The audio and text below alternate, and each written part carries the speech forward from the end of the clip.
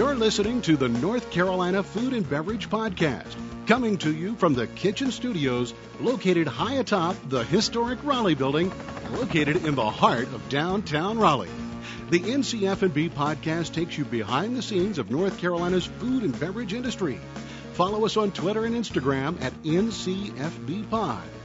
This episode is sponsored in part by Food Scene. That's foodseen.com, providing professional photography, social media management, video production, and website design. That's Food Scene. And now, the sommeliers to the stars, the barbacks in your backyard. It is Max and Matt. Hello, and thank you for listening to the NC F&B Podcast. I am your co-host, Max Trujillo. And I am your co-host, Matthew Weiss. And today we are talking with the team behind Copa Durham. You might know them better as Old Havana Sandwich Shop in a former iteration, but we have the terrific trio behind it, the chef, Roberto Copa Matos, Ms. Elizabeth Turnbull, who is the bar director and also the partner and spouse of Roberto. And then we have their farmer, because they are a true 100% farm-to-table restaurant, Mr. Andrew Legg, the farm manager of Terra Sacra. Welcome. Thanks. Good morning. Thanks for having us. Yes, thanks for being in the studio. And thanks for coming all the way out here. You were saying that whereas the restaurant's located in Durham, you all live in Hillsborough, and Andrew, you actually live in Durham, but your farm is in Hillsborough? Yeah, is that right? Cross paths on the 85. Is that like, did you guys see, is that how you forged your relationship, is just waving on the road? Not quite, but it could have worked. Yeah? How did you connect together? When we were looking for a farm manager, we put out an announcement on a listserv, and Andrew, you were in Guatemala at the time, I was in think? Guatemala, yeah. And he responded, and he seemed really excited about it. We didn't have a lot going on the land yet. We'd had a lot of intents, and we had tried some things, but not a lot had been very successful. And so he was really excited about it, and we said, either this guy has no clue about what he's about to get into, or he's perfect for the job. Yeah. A little bit of both, I guess. Well, even before we get into Andrew, though, let's set this stage, because I don't think a lot of people, as I said, know about Old Havana, and they might not know about Copa, but it's right there on Main Street in Durham. Let's see, it's like right across from Luna, and it was in the old reservoir space. It's right there. You can't miss it. Anyway, so you guys were not in the restaurant business. You really didn't have anything to do with the restaurant business. You might have had some background. That is correct. Yeah. You have very diverse backgrounds. And then you had some family members who wanted to get into the restaurant business. So you said, let's support them. Let's do this. Kind of partnered up and got into Old Havana. And then you guys take it away from there. I don't want to steal your thunder, and give us your side of the story. Yes, we started playing with the idea around 2010, and 2011 we opened Old Havana with our family members. It was a teamwork, and they were supposed to be running the restaurant. And about a week or 2 weeks before opening our doors, they realized that it was too much of a responsibility and a task for them. And they came to us and they said, it's going to be too much. We cannot really do it.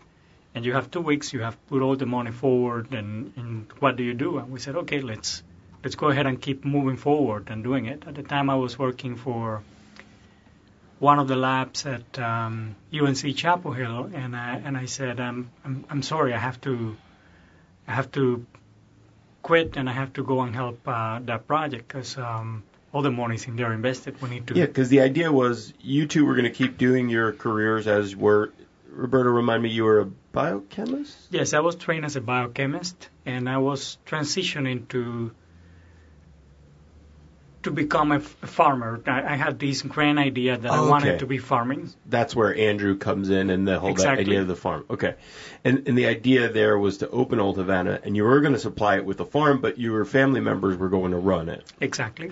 And Elizabeth, I think you had told me in a previous conversation that part of that was going to, the funds or the profits from Old Havana was going to go to help family in Cuba. Is that right? Yeah.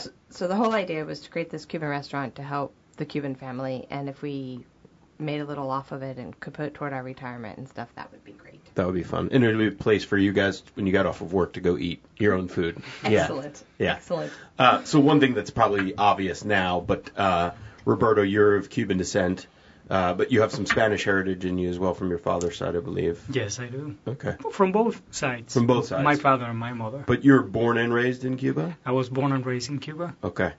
And you can do nothing to me that Castro has not already done. Sorry. I had to throw in my little Scarface line. That's pretty good. And Elizabeth, you were born in Haiti. Yes, I was born and raised in Haiti. Okay. My grandparents moved there separately in the 40s and then never left. And that's kind of how we all came to be there. Okay, cool. So, do you speak... I speak Haitian Creole. I speak terrible French because I went to an American school, which is why I speak good English. So Haitian Creole, that is a version, it's a dialect of French? Is that what it's its own language. It is an official wow. language. It's the roots of it have a lot to do with an ancient Norman French, but also, of course, there's African influence and a little bit of Spanish influence, but it does have its own linguistic rules now. I'm going to put you on the spot. Tell people to come eat at Copa. You'll be very... Tell people to come in Copa and they'll eat and drink very merrily in Haitian Creole. Or not. You can say anything. We can record and make you sound good. I'm just trying to think. Yeah. Just say We something won't nice. translate that quite literally, but I'll say. However you would tell people that. M'vle tout moun pou vin manger na Copa et wap te content. Wapte compta. I'm going to finish the show. That's going to be my outro. Wap tre content. Okay. You will be very happy. Nice. Yeah. Cool. That's awesome. And then even just coming here from Cuba to America, that must have been... That's not a common immigration story, I guess, right? That's, at least for it was tumultuous for a long time, just to get from there to here. It took a while for me to take here. I was born and raised in Cuba. I went to school there, finished college, worked for about 10 years until I decided that I had to leave the island. It was a decision that was based on looking for professional opportunities, for political freedom, for a different environment where I could have a dream and follow and have an opportunity to do what I had in my mind. Mm-hmm. And those were some of the big reasons I had. Also, love plays an important part in the story. Right. Because Elizabeth and I met in Havana at the old Havana market, and then she was here in the U.S. So always I was attracted to come to the U.S. to be close to Elizabeth. Yeah. It's a couple of good reasons to come to the U.S. Right on. So, yeah, and moving your guys' story along, and I'm sure there's other stuff that we can get back to dig on your Cuban roots and even the Haitian influence. But so then you take over Old Havana and you decide, okay, so you quit your jobs to go run that place. And essentially, Roberto, the plan wasn't for you to cook, but you jumped back in the kitchen and started doing it. And you have some background in culinary world? Or not at all? Just a home cook at that point. No. Your website does call you the reluctant chef. Yeah. You're kind of forced into this. Not directly, but indirectly, my grandmother on my mother's side was baker, as well as my grandfather on my mother's side. Okay. They both ran their own businesses in Cuba before communism, and it was in the restaurant and hospitality industry. And all that side of the family has that background, that experience that I grew up not being part of, but listening to it, and also seeing my grandmother going to work at the government bakery and coming back, going with her over the weekends. And she started at 4 a.m, and she was done by 2, 3 in the afternoon, and then spending the whole Saturday morning with her, going to the storage room, seeing how everything was done for the whole town, all the sweets and breads and everything that they produce. So it was part of that upbringing that put me close to the restaurant industry. Okay. And on the other side, my father and my father's side of the family, we all love to eat, and we all love to eat well. And if we have a little money, we spend it on food rather than on many other things. Yeah. And whenever we went, I was born and raised in a small town in the countryside of Cuba. When we would go to the big city, we would always go to the best restaurants to eat. So I had that experience also. Yeah. So, but how did it actually happen that you decided to take? Was there must have been a conversation? Oh, so do we hire a chef or do I just cook? I mean, at what point do you say, well, I guess I'm the chef now? Well, we had no money to hire a chef. Okay. So we needed somebody who could work for cheap. Yeah. We talked briefly about me doing it, but yeah, because you have some baking, but you sometimes right. bake. I actually was the cook of the family back then. So we talked about me doing it, but Roberto is the Cuban in the Cuban sandwich shop, and we knew that was sort of an optic and an expectation people had. Also, we were specializing at that time. We were doing almost exclusively Cuban sandwiches by buying whole pigs, and that's working with primals, which are very large and heavy and physical. And so I was going to need a little bit of help to navigate all of that. And I don't know, we just Roberto tried it out for a while out of necessity, and I ran the business side of things and got all that done. Really, by default, Roberto's the one who ended up in the kitchen and found out he wasn't half bad at it. And it also helped a lot that it was a simple concept. It was a sandwich shop. We only had to cook. We offer at the beginning exclusively only pork, slow roasted pork. So I only had to learn to do a few things at a time. And over the years, then we started expanding what we were doing and experimenting with many other different foods and proteins and techniques, and it's been a process of a few years. Right. It's been close to 8 years now. Yeah. And by the way, I just want to say, Max, I don't know if you ever ate at Old Havana, but the other day I was in there tasting wine with Elizabeth, and Roberto gave us a little slow-roasted pork shank. Slow-roasted, right? It was pork shank, and it was incredible. Yeah. So you definitely figured that one out pretty well.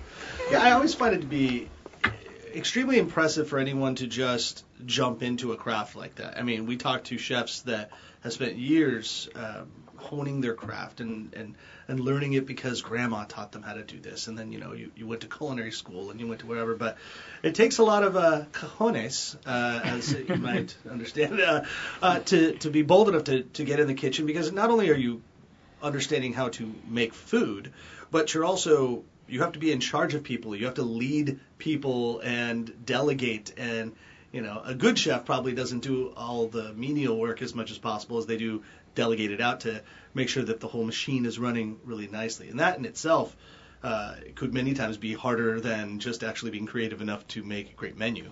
Yeah, and in Roberto's case, I think that's true, because he had the flavor memory of how the food should taste and what it should be like. And then he has the science background to figure out what goes into exactly. flavor. He had the How do you science make background to figure out how to do it. And for the longest time, he never called anything a recipe. He called it a protocol from his lab days. And he ran the kitchen like he would run a lab. But he refused to call himself a chef for 3 or 4 years of it. Just to go back to what you were saying, because there's a lot more to being a chef than cooking. Yeah. Truly, for about 2-3 years, at the end of every year, I would go to Elizabeth and say, "This is my last year here. Now we need to find somebody to take over the shop." And she would say, "Well, let's try it." And that happened for about 2-3 years until I realized that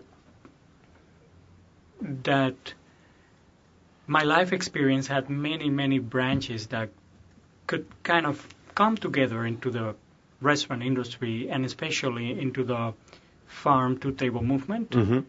because my passion for sustainable agriculture, my training in the sciences, my experience of a few years working with artists and the arts and learning a little bit about painting and techniques of how to paint and appreciating the arts. And then at the same time, growing up in an environment where always my family, which is a family of teachers, was leading people and they were leaders. So trying to take all those many different diverse life experiences coming together into one single place. And I said, well, this makes total sense now. And you embraced it. I want to know more about how the menu has come together. I want to know some specific things about it. And then, of course, your relationship with your farmer. But first, I want to also take a break to talk about somebody that helps out our podcast, Miss Laura Harris. If you're from Cuba and you're thinking of being a, biochemist turned chef and you need to move to the Triangle and find a home, or perhaps you're just in the restaurant industry and you're looking for a home, I would recommend that you give Laura Harris a call. She is the restaurant industry preferred agent. She helps people find homes. She buys homes. She sells homes. She really is just an excellent realtor. Her niche is that she really enjoys helping people in the restaurant industry. Mm-hmm. She could have helped you guys find that farm, and I know you guys were living in a shack for a couple of years, so Laura, if you had called Laura Harris, she probably would have facilitated you being into a home a lot quicker. Was she? You didn't have her number, but now you have her number. It's 919-896-2697. That's 919-896-2697. Or you can also reach her at ncfbhomes.com, and there you'll get all of her information. But the nice part is she used to be in the restaurant industry. She had been in the business for about 17 years, and she understands this crazy schedule that we all have. And so she's willing to work with you and make it a little bit more efficient because time, money, those are all things that we have very little of in the restaurant business. Work with Laura Harris. She even offers a $1,000 kickback when she closes house with you. So, maybe you can stock your beer fridge. Maybe you can get some Cuba Libres laying out there and have some great drinks. So one more time, go to ncfbhomes.com or simply call Laura at 919-896-2697. Powered by Fathom Realty. But let's talk about the menu now. Okay, now you're a chef. Now you're rocking. Now you're moving. But let's talk about flavors and the conceptual idea, because even that in itself, you're like, how do I create a menu? How do I round it out, give the customers what they want, and maybe things they've never known? Where did you conceptualize all of that? Well, once you're part of the industry and you're committed to it, you start to think, well, what are we going to be doing next? How do we grow? What do we do from here? And with the sandwich shop, we had two options. Either we continue running the shop and we could replicate it and have 2 or 3 or 100, you never know. Yeah.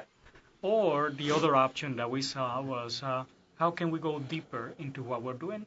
And we thought that for both of us, Elizabeth and myself, it was much better to go deeper into the concept of the farm-to-table movement than to replicate Old Havana. At Old Havana, were you 100% farm-to-table there as well, or no? We said we did farm-to-table Cuban fare, which is true because we bought, and we still buy, our pork from a local farmer named Tiffany Parker. She's a young farmer, does great work with pigs. What's the name of is it just Tiffany Parker Family Farms. Parker Family Farms, okay. And so she was working with us, but our menu wasn't very diverse, just because we were a sandwich shop. Yeah. So a lot of what we did, plantains, we don't grow in North Carolina yet. Right. Maybe with climate change in a few years, but they're not growing here yet. So, well, I think that's always the exception, right, Max? We talk about it. I remember Jamie DeMent on an early episode said we get everything from North Carolina except bourbon and citrus, basically, something like that, because citrus doesn't grow very well here. So right, so we do whatever we can. We did back then whatever we could too. We sourced our bread locally from Google Huff Bakery. We bought our pork locally, and then we created a CSA with a farmer she would drop us off, like it was like a commercial CSA, where you do a subscription box kind of thing, and we would say, here's our weekly budget, and she'd drop off stuff, and we'd turn it into salad. Okay. Well, we didn't even have, Roberto didn't have a hood or a real range or, any cooktop or anything like that. He used buffet burners and a countertop fryer, and so what we could produce was very limited. And that was one reason why we started to think about a different concept. But I think really it was one day when you said, this is what I want to do, then you started to think about what you wanted to do. And also going back to the idea of how do you create a menu, in 2013, we found this book that I enjoy very much reading about Cuban Cuisine, a book that was written and published in Havana in the year 1864 by a gentleman named JP Legran. And then I was very impressed by the diversity of ingredients and by the diversity of techniques and influences from all over the world, that all the recipes described by Legran were having. And that captured my attention immediately. I said, I've been enjoying being part of the industry. I love to eat my Cuban food. I can eat rice and beans every single day, no problem. Right. But I'm always looking for something else. I want to have more spices. I want to have more techniques. I want to have a different diversity of proteins and vegetables. And all of that was in that book. So we went back to it. We read it. Elizabeth, that also works as an editor for a publishing company, and I got together, and we were able to reprint the book and do a little work on it because it was not readily available, and it was very difficult to read the original as it was because it's like ancient Spanish or very colonial Spanish. It is an old Spanish that is different to today's Spanish, but at the same time, it was not very legible. You could not see half the letters. Okay. So you had to imagine what the word was going to be, and in some cases, had to go back to the dictionary because you didn't know what the meaning of that word is. Like, for example, acedera, and I had to go to the dictionary, and it is French sorrel. Well, of course, yeah. And everybody else knows that. French soul? Like sorrel. Sorrel. Oh, sorrel. Herb. Yeah. And by going back to it, I realized that was a great potential for a new menu, for an expansion of my ideas as a chef, and it would very much support the idea of a farm-to-table Cuban restaurant, because then we could be having a farm that will be producing this huge diversity of vegetables and proteins and ingredients that we could be using with all these recipes that were very diverse in techniques and influences and from all over the world. So what we realized was that today Cuba is known for a core set of basic ingredients in the food: rice, beans, a sofrito, which is with onions and tomatoes and garlic and maybe cumin if you're feeling a little wild, some green peppers, pork, of course, then there are dishes like arroz con pollo, ropa vieja. But the canon of modern Cuban food is fairly small compared to what it used to be in the 19th century that Roberto was talking about. Yeah. And so for him, as both a Cuban and a chef, I think it was really exciting to find out that there was all this stuff that we didn't know about. And so it started as sort of an academic, intellectual project for the two of us. We're both very proud geeks and nerds. So, we finally embraced that side of our personality. Yeah. And then he said, well, why don't we cook some of them? And then he said, well, why don't we do a wine dinner? Or I may have talked you into the wine dinner. I don't remember. But we decided to do a wine dinner. And then we tested it out, and then he said, well, why don't we just do this as the restaurant? So this is fascinating to me, and I'm wondering, I'm just going to guess, and maybe you can agree or tell me I'm totally off, but what we're saying is that Cuban food, the way we know it to this point, was kind of a minimalist, or like it was a small window of options, but that the cuisine that maybe had just been the translation of it to Americans had been lost as far as all the varieties. Do you think that had a lot to do with like the political change, like because of communism and because of the lack of a natural influx of Cubans becoming Cuban Americans and just not representing Cuba well in the United States? Do you feel like the culture and the food just kind of diminished as far as its representation? I think that there are many factors supporting the idea that over time, and this is a span of more than 100 years, Cuban food has been decreasing in its diversity of ingredients and techniques. And if you go all the way back to the 18th century, you have a civil war.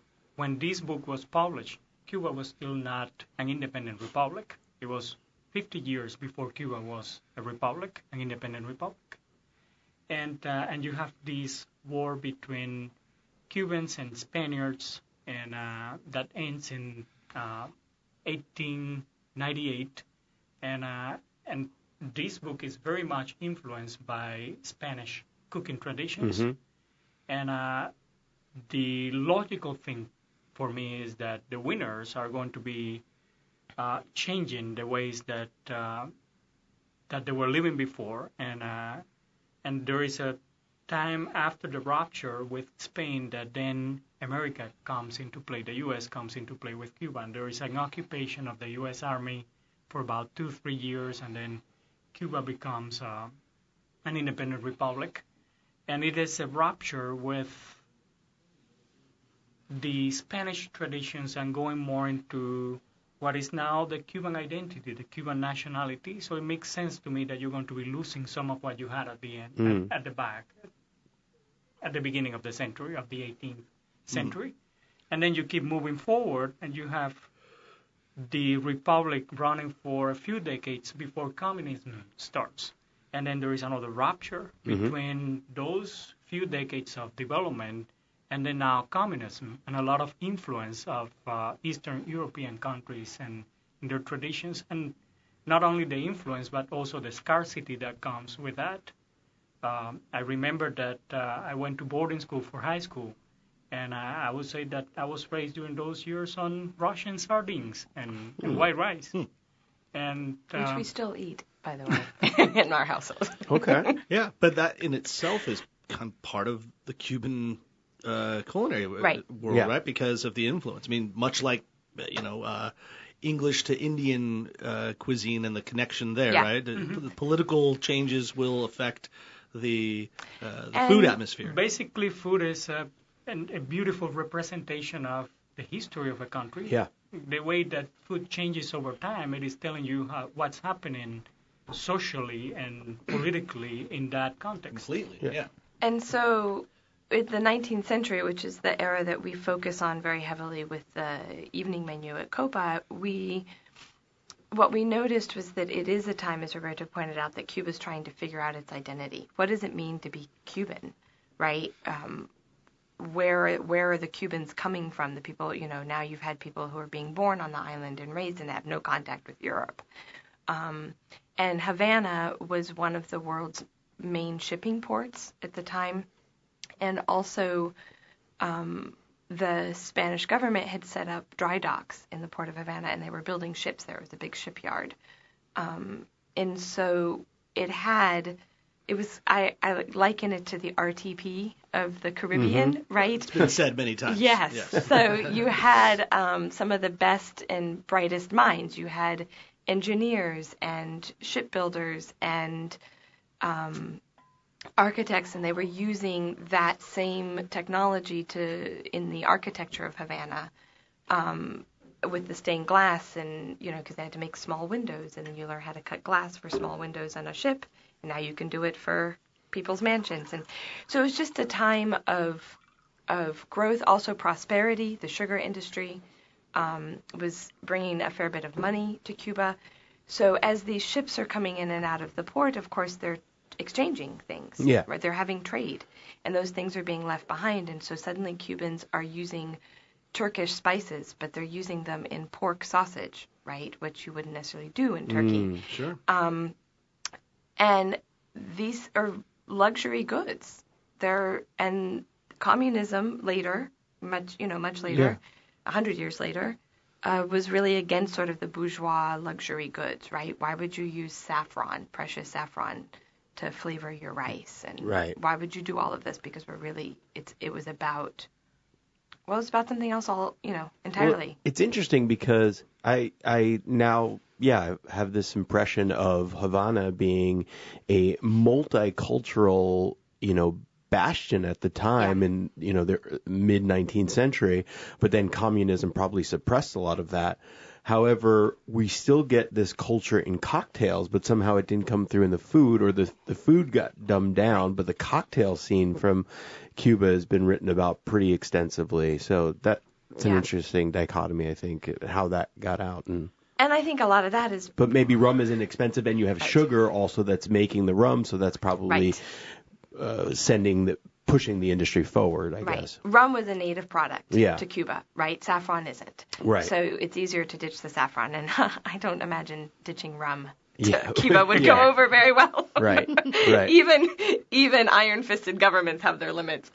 And then also so much of what I think Mark's Cuban cocktails are the... Mark Cuban? Yes, that's true. So much of what defines the canon of Cuban cocktails is based on fresh ingredients, tropical ingredients. Yeah. And all. So those were also indigenous to the island, or were growing there at least. Some of course had been imported, but. So it was beneficiary for the Cuban Communist government at the time to push along native products, of course. Right, but even the heyday of Cuban cocktails was in the 20s and 30s and before, right? So before communism. Right. And I guess that's really when the culture exploded. Yeah. And that's when Cuba became defined by cocktails, and that is really thanks to Prohibition. Mm-hmm. Right. Because Prohibition sent all these American bartenders to Cuba, and then the Cubans had to compete for their jobs, so they started what is widely considered one of the world's best bartending schools, so that they could be better and win the jobs. And is that bartending school still exist? It's not quite the same right. level as it was, but still, to be a cantinero in Cuba is considered quite an honorable and prestigious career. Profession. Well, and that's how you round out the restaurant, doing more like the front of the house and a lot of the cocktails. Yes. You're right. Cuba was responsible, if you will, for almost kind of creating the more everyday cocktail program. Like, yes. There really weren't cocktails the way we look at cocktails until Cuba came around. Like you would have a drink neat or on ice, or you may pour something like a vermouth into something to just kind of mellow it out so it wasn't so intense. But it really, and I remember doing a lot of research when Matt and I were doing the Snap Pea pop-up with Jacob Boehm. We were talking about old original drinks and trying to find like as old as possible what were the first drinks ever made. And the one that I did a riff off of was the canchanchada. I don't know if I'm saying that right. But it's just rum, lime, honey, and ice. But very simple, but it was like a field drink, a worker man's drink. But then as I was doing all this research, they're like, oh yeah, many people say this is like the first cocktail. Yeah, it is. And I don't know if it's 100% fair to say that it originated in Cuba, because I would imagine that anywhere in the world that had citrus, sweetener, spirits, and men with not a lot to do probably figured out how to make that. Figured out how to make something similar, right? And really, the canchanchada at its core is a toddy drink. And so, or grog, with the British Navy drank grog, which was either honey or sugar, dark rum, and lime and water. They added the water because the British sailors had they drank like sailors. But I think always wondered where that expression came from. We can thank the British. I have an idea. But I think the canchanchada is certainly one of the oldest concoctions that we would call a cocktail. Yeah. And it's one that we make actually at Copa, and we use the Nolassis spirit from Fair Game Nice. Beverage Company. Yeah. See, I do love that. Back to Copa, how you guys are creating, like you said, pre-19th or 19th century Cuban food, but using local ingredients. Right. It's really an amazing concept. I love that. It's not too dissimilar from, say, Chidi. We're talking about Indian food, right? Chidi Kumar over at Garland doing traditional Indian recipes but using North Carolina products. So when you have her food, you're like, what is this? Like, it's delicious, but it's unlike anything I've really tasted. Right. But that's America right there, right? That's just making what it is here from your background. But I want to ask one last question about the cocktail, though. So does that mean, because obviously we have one of the most well-known cocktail coming out of Cuba, the mojito.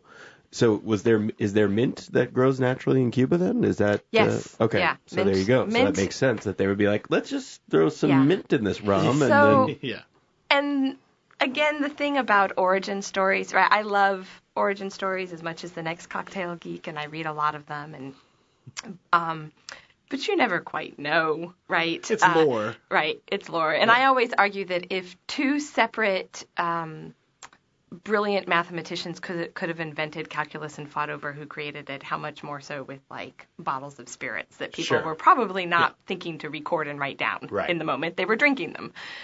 But it wasn't like controlled malolactic fermentation technically discovered in Sonoma County and in France, like in the same summer. That's been talked about. Yeah. Internal combustion engine, like the Germans and the Americans technically made it a world apart at the same time. Right, it happened. But in the internal combustion engine, you can guarantee there was somebody actually recording that. Right. Versus just drinking. Versus just drinking. This is great. What did I just make here? Exactly. But that was the first drunk driver. Right. So all of that is to say that the mojito story is one of those. But there's a wonderful version that I like, which is that Sir Francis Drake, the good pirate story here.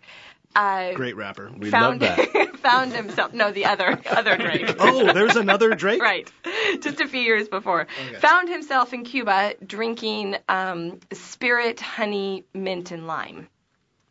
So I say that the first mojito was really, it wasn't called Cuba at the time, but anyway, I say that the first mojito was really sort of a pirate's drink. That makes sense. But and then you've got the daiquiri, and that's a huge Cuban influence, and then Ernest Hemingway. It was invented in Cuba, in the town of Daiquiri. Right. Didn't Hemingway have a lot to do with that, or he had a riff off of it later on? Later. So the daiquiri was invented in the town of Daiquiri. That one is pretty well established. The argument is whether it was the American soldiers there who invented it or Cuban.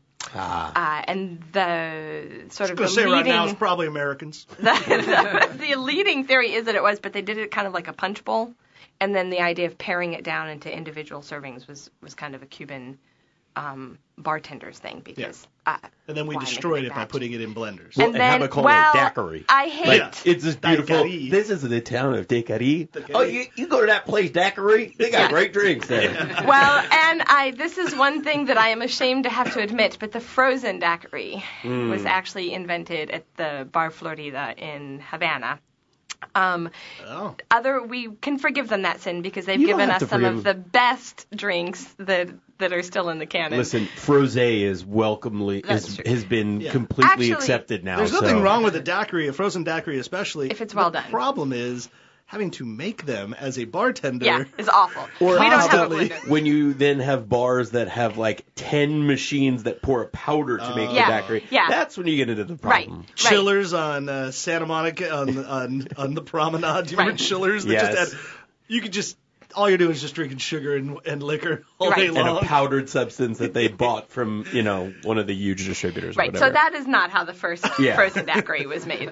And then the Hemingway daiquiri was really it was just a daiquiri at the Bar Florida that they made as a variation. should remember the number. So they numbered all their drinks. A lot to get a drink named after you. And then eventually Hemingway he liked it so much and he altered it because really, to be frank, he was both diabetic and alcoholic. So he wanted more booze and no sweetener.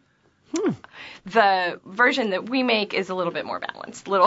It goes back to the original one that first piqued his interest. So it's not made for boozy diabetics. Nice. Made for.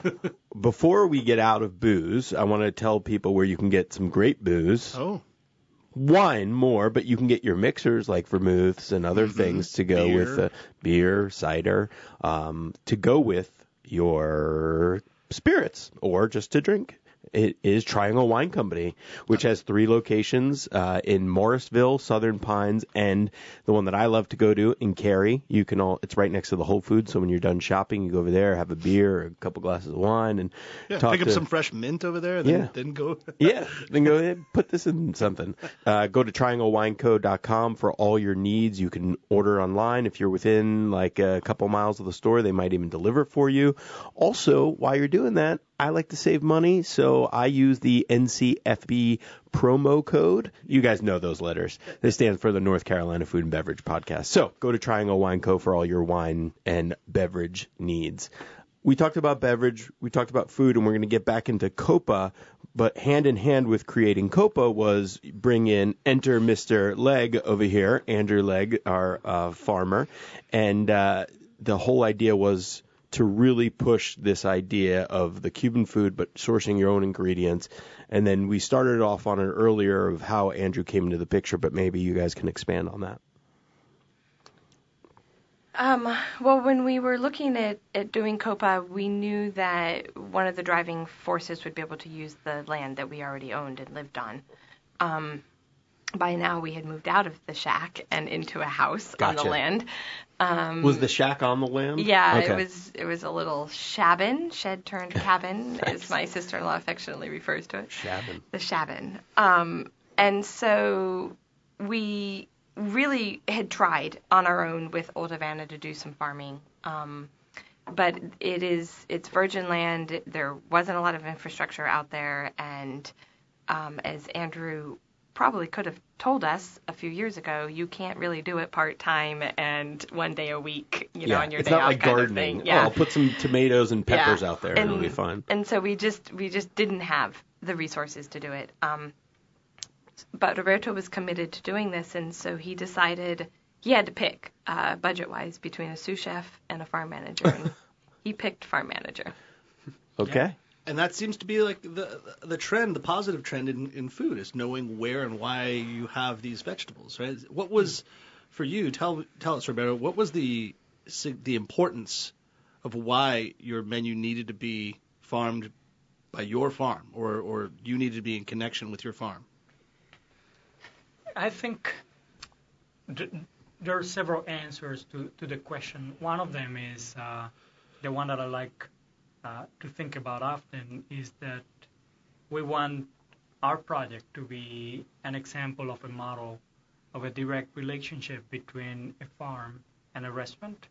And I believe that when that very close relationship happens, there is a lot that we can learn on the farming side and on the restaurant side, because we're exploring the whole pathway from taking care of the soil all the way till we sit down at the table and eat our meal. And that's one of the main arguments. Roberto actually says one of his mantras is that mise en place begins in the soil. Mm-hmm. Yeah. So he's believed that for a long time. But the overused statement of farm to table it's almost lost its meaning or its value, because in a positive light, it's becoming more common, right? People are, and we're having a conversation with Candace Townsend about if you're not farm to table, you're kind of a jerk. And because it's easy now for any restaurant to source locally than it ever was in the past. But there is now a new movement, like, hey, everything was raised in a farm. McDonald's gets their lettuce from a farm. It's not like it was grown in in a studio, a podcast studio. No, it's like everything came from a farm. So whether you say this or not, it almost is irrelevant. But the where we're going for is being more conscious of your actual farm. Like, what is that farm? And Andrew can definitely tell us the difference between what maybe probably a large, industrial farm separates from the local urban farm, or just a small farm that's got a connection to a chef. I think that's where the intent and the idea of building that farm to table relationship is really gearing towards. I just want to add, like, it's also about carbon footprint, right? Because if you know that your produce and ingredients is coming from within, let's say, 30 miles, you're reducing the carbon footprint, Right. which I think is a huge thing about why urban farming and small farms have become more popular in this day and age. But the other very practical argument that I was going to mention is that in a very specific project like ours, trying to rescue recipes from the 1800s Cuba, it gives us a lot of freedom. We see Andrew every single day. We meet once a week, and we talk about what are we going to grow that might not be easy to find from other local growers. Like, for instance, we have been making our mojitos at the bar at Copa with our own mint since the beginning. And we've been growing and harvesting a lot of mint every single week. Like, we had a small experiment that Andrew surprised us with of growing our own black beans out of a very small piece of land. We got close to 150 to 200 pounds of black beans, and we served them at the restaurant. Nice. Now, how do you think? Many people will say, "Can you grow black beans in North Carolina?" Yes, you can grow black beans in North Carolina. You can grow a lot of things in North Carolina and in many other places. But because we are so much influenced by this global commerce, trading world that we have nowadays, we forget that there are so many things that we can do locally that will benefit as much the global context of our new economy, our world economy, as it's going to influence our local economy and our local people and our local communities. And doesn't it just taste good too? Oh, there's nothing. We had never had. We both grew up in the Caribbean, but we had not had the pleasure of having beans cooked from new beans, from new black beans, for example. And there's nothing like it. It's really phenomenal. I can imagine. So let's enter Andrew into the picture. Andrew, give us your side of the story of meeting Roberto and Elizabeth and how you got hired and why this project was exciting to you. Sure, yeah. So I don't have as cool of a background story. I was born and raised in Durham. Boring. Yeah, I know. Well, I'm sure you could tell us a lot of stories about seeing Durham and where it is today. Yeah, but anyway. It's a lot different. But yeah, so how we came to meet, me and my wife, we were living on the Outer Banks. I was doing some farming over there. We lived there for a couple years, and we had decided we kind of wanted to go in a different direction. So we took some time off. We were down in Mexico and Guatemala for 6 months, and got an email one day in my inbox. Roberto and Elizabeth were looking for a farm manager for their restaurant, and I sent in my resume, and we had a phone interview. Yeah, I was down in Guatemala, like walking around looking for like signal and just hoping I didn't get cut off. And we had a nice chat for a couple hours. Was the ad? I'm just wondering for the romance part of it. Was the ad specific to, like, did it speak to you, or was it just? And you could be honest, a good reason, like, oh, I want to come back home, and this is a job back home. I think it spoke to me for a few reasons. Just that close partnership with the restaurant, I think, from a farmer's perspective, or at least from my perspective, was really intriguing. Like, coming back here to this area, trying to start a farm, I think there's a level of kind of saturation and just competition. Now there's a lot of great farms out there, and me trying to come in and come into that space would be really difficult. But this opportunity kind of afforded me to do something, allowed me to farm, which is something that I love, but also kind of takes some of the pressure off of the marketing and the selling and Nice. that kind of thing. Yeah. And, You have a built-in outlet for your produce. yeah, exactly. And there's a lot of other things that we can do with that relationship. We can grow black beans, which is like not something that you can really do on a small farm and have it be financially viable. So yeah, that and the scale of the project really spoke to me. I kind of like small scale, intensive. Give us an idea farming. of how small, like what's the size of the Sure, farm? yeah. So we're probably on growing on about a third of an acre. Okay. Which may sound like a little or a lot depending on who you are. But you can really, what I've learned in my experience is you can really pump out some produce from a small scale if you get the timings right and you grow. You get crops in, you get them out, you follow them with something else. So we're getting 2 or 3 crops out of a bed per year. You can really like magnify that land. Our friend Blake Gottlieb, for Under the Oak Farms, he's a good friend of ours, and we've worked with him for a while.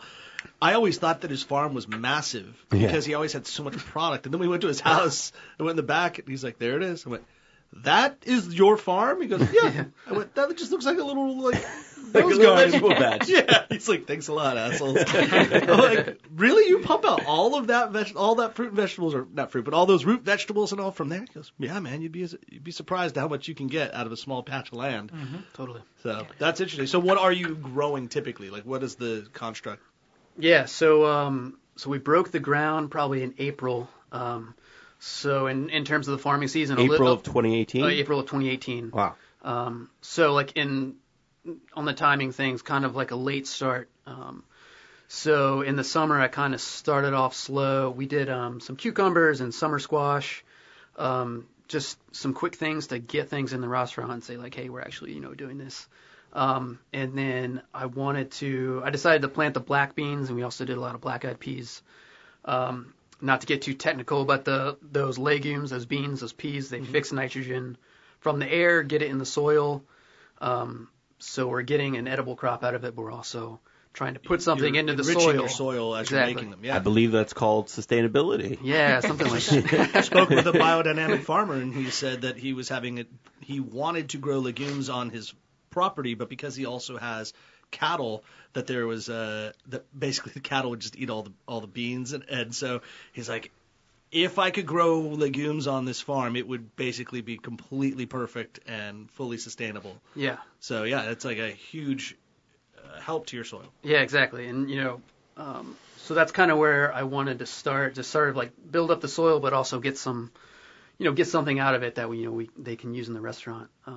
And then this fall, I kind of expanded a little bit, so we're doing all the salad greens now. Lots of cooking greens, kale and collards. The most perfect radishes that I have ever Great eaten. radishes, yeah.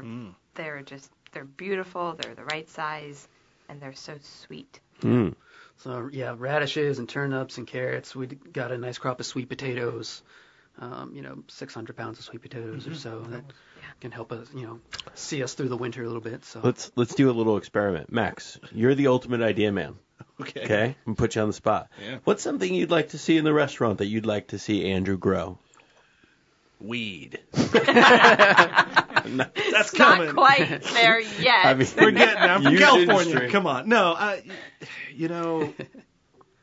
I love all the leafy greens, all the different things you can do there. But why are you asking me, man? He's because it's just a unique perspective that they probably haven't heard yet. You know what'd be cool is what are you able to harvest squash blossoms from what you're doing? Because those See, I told you would have a good answer. yeah. Because for one, they're delicious, and I had it on a pizzeria, Toro Pizza, not that long ago, So and I was good. like, oh, you just crushed it. That was delicious. Squash blossoms. You know what Yeah. else is delicious? Are cucumber blossoms. They are a pain. Andrew does not probably love that we love them so much because they're a pain to harvest. They're kind of tiny. Yeah. But they taste like a floral cucumber, and we used them on our salad. I think that's the cool part about the farming aspect, is to not necessarily only use the fruit of the farm of the vegetable or the plant, but that the leaves of it, like carrot tops, you can do so much like a vinaigrette with a carrot top, or the herbs you get fresh. You can put them into your bar program and make some really cool programs with that. or that's what John Childers would do when we were at Midtown. He's like, I don't throw anything away. Yeah. It's like everything can be reutilized. That's the beauty, especially when you have your own farm. Economically, you got to come up with ideas, right? Because you're like, we got to make money out of all this stuff, and we got to do this. But there in turn, probably rounds out the menu because it's all complete at that point. There is another way of using your produce out of the farm, and it has to do with timing. And Andrew and I were having a conversation the other day that one of our big learnings from these few months of experience is that necessarily we think about a plant that you put in the ground and you wait 3 months and harvest it and just use it, whichever way you are used to use that plant. But one thing that we're realizing is that we don't necessarily need to do that. We can plant, for instance, radishes or carrots and harvest them when they are baby carrots, and they are going to have a different flavor than when they are well-developed carrots. And I might use them differently than when they're well-developed because baby carrots are gorgeous to roast or to put just on a salad to enjoy. And the idea of being able to harvest at different times the same crop before it totally matures, it gives us another whole new world that we can explore. We did that with our black beans, right? Andrew picked some when they were in the pods immature, and we used them like green beans. And then when they were maturing, but they weren't black yet and dry, they were like this gorgeous violet color, and they were still soft. And then Roberto sauteed those and used those we have a dish on the menu called vegetales, and it's just vegetables cooked however is most suitable to those vegetables that we have from the farm that day. Yeah. It's just a sort of a rotating plate, and he used them in that.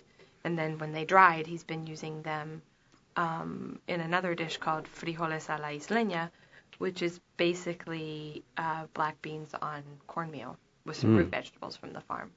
And so that plant has had, several life stages at the restaurant. With the growing seasons, it's funny. I was in Tennessee at Blackberry Farms recently, talking with their master farmer John Kuykendall. I can't say his last name. Master farmer John. He's amazing, but he brought up a point I never really thought about. When I don't know, from farming and with a wine background, Matt and I, we talk about this. I consider farming to be like a year-long process. You grow your grapes, you harvest them, and then they lay dormant for the winter, and then you do it again. But farming, like the way you're doing it, you are constantly seeing production, and you're able to replant and harvest pretty much on like a weekly basis? I mean, are you getting it's happening quick? So but the farmer at Blackberry Farms mentioned this. We asked him, what's your favorite season to grow in, and he's like, well, I'd say right now in autumn, because he's like, you get all the beautiful weather that you'll have in spring, but you're going towards the cold as opposed to going towards the heat in summer, where it will many times just kind of like it'll crush or kill a lot of beautiful plants. So I had never thought about that before. Like, oh yeah, autumn, you just think everything's like root vegetables and potatoes and all that, but it's like, oh no, you can grow anything at this time, right? Yeah, a lot of things I've definitely seen respond very favorably to. It's like they know the cooler weather is coming. Once August and September fade, those kale and collards really take off, because it's like, all right, now we're in our prime. Yeah, we feel good out there. It feels like it's March or April to a plant at that point, because the weather's cool and it's not as humid yet. And I imagine the humidity really affects farming. For sure. There's a lot of disease pressure that comes with that building humidity in the spring and the fall. Yeah. And the plants know that, and they get stressed out and they start going to seed. The quality of the vegetable itself diminishes because it's not worried about its leaf growth or its root growth. It's just trying to produce seeds. So this is, I would agree, like the fall going into winter is kind of the prime season for a lot of things. Yeah. So why are you here right now? You shouldn't be at the farm right now. You should be working your ass off. He was right probably up at like 5 a.m. this morning farming. And Yeah, we'll stuff say like that, So, yeah. It's Veterans Day. It's a holiday. Yeah. That's true. That's right. And you're wearing appropriate colors. So. The Brussels sprouts they're taking a day off. But yesterday, to his credit, Andrew texted Roberto at like 7:40 in the morning to find out what the temperature was outside. And Roberto's like, I left the restaurant at midnight. What do I know the temperature outside at 7:40 in the morning? Don't text me at 7:40. Ask Siri. Shannon Healy would have a serious problem with you texting the chef at 7:40 a.m. But Roberto found out the temperature and texted him back. And Yeah. It was like, I can't believe this guy woke up on a Sunday morning at 7:40 and was like, I wonder what the temperature is outside. So a farmer's work really is never done. Well, listen, we're getting long on time, and we could talk about this story forever, but I hope that everybody that's listening is getting a serious idea of why this restaurant is important, why it's really an amazing story what you guys are doing, and having a genuine 100% farm-to-table restaurant. I believe, as you said, Elizabeth, the only authentic 100% in the country. I'm sure some people might have an argument. Of Cuban restaurants. Cuban yeah, restaurant. there are a lot That's of, an important qualifier. So there are a lot of people, well, there are several restaurants who have their own farm, but we are the first truly farm-to-table Cuban restaurant Sure. in the country. And I think that's the other thing that I don't want to speak necessarily for Roberto, but we've talked about being exciting. People think of Cuban food as being just cheap street food or beans and rice. Right, or beans and rice. Pork. And he really wants to highlight the diversity of that and the rich cultural background. And you talked about, an Indian chef who's doing something similar, and we often sort of joke that our personal mantra is to grow local but eat global. Yeah. Grow local but eat global. Yeah. Let me ask you, just because the holidays are upon us, just as we get out of here, what would be a traditional kind of festive holiday recipe? Something that you would do, slow roasted something? Is it like everybody's gathering around the Cuban Christmas tree and the palm tree, as it might be. Yeah. What would be what's a traditional holiday Cuban dish? It's the dinner, or la cena de Nochebuena. That would be the traditional one. The Christmas Eve dinner, and you have arroz con gris, which is rice and beans cooked together with different seasonings, and you have slow roasted pork, yuca, tomatoes, and lettuces, because in Cuba, tomatoes and lettuces are part of the winter. As we were talking about temperatures before, the best time in Cuba to grow vegetables is winter time, because it is more or less like fall season here. Yeah. The rest is very hot. Yeah. And that would be very traditional to have yuca, con gris, pork, and a small salad on the side. And if we're going to go back to the 19th century and talk about some of the dishes that we've looked at from there, I think a lot of things with dried nuts they would have used because they would have gotten them shipped in from Spain, things with almond flour, braised meats, lamb was pretty popular, and then also some of the vegetables. There are a lot of vegetables that used to be eaten, and different kinds of vegetables that some Cubans haven't even seen today. So I like to imagine a holiday table from back then, full of these like meats and maybe an almond cake and these different vegetables that have been roasted in the oven, or usually braised or sautéed as well, because you don't really want to heat up a big oven in the tropics. Yeah, it's going to make everything hot. I have one last question to ask. Since, let's see, like politically, we've been able to open up our tourism and trade and all that.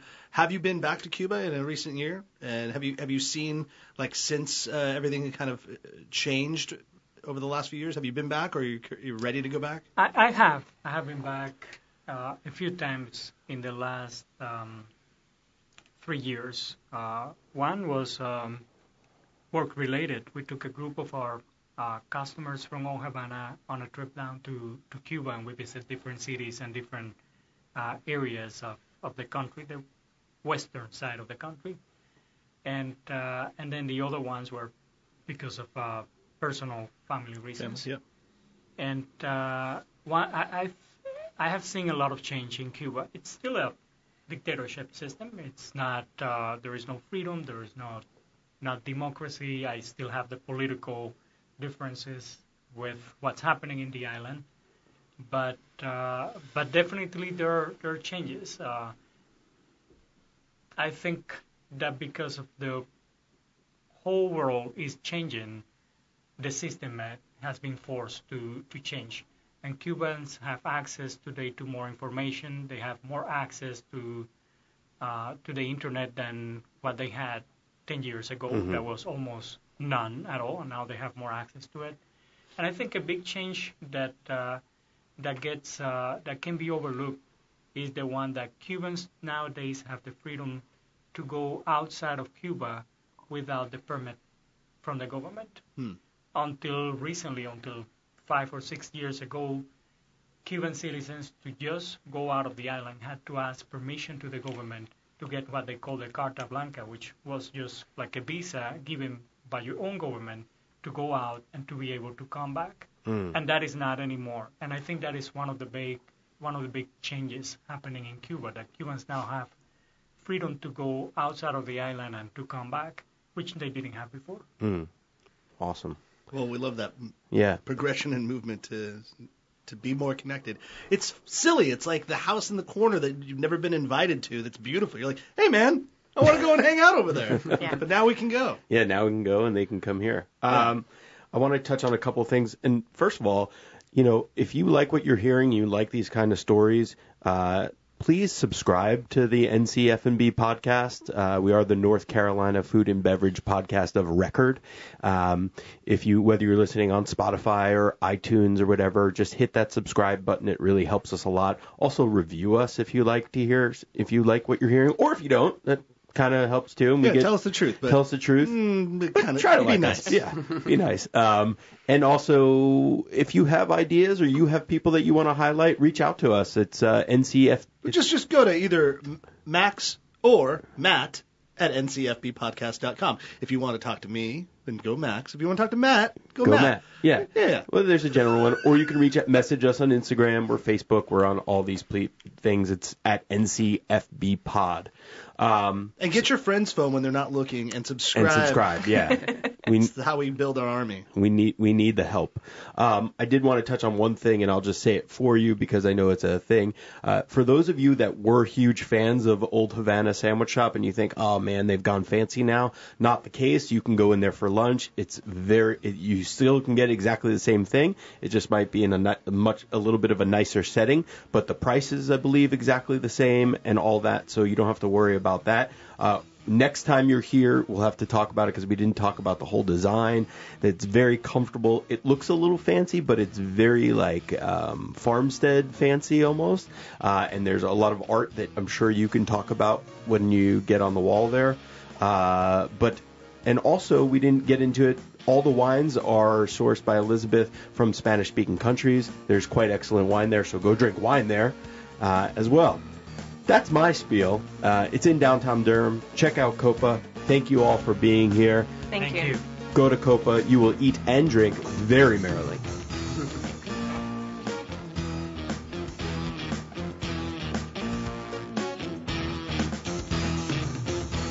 Thanks for listening to the NC F&B podcast. And if you've stuck with us this long, review us on iTunes and remember, 5 stars are encouraged.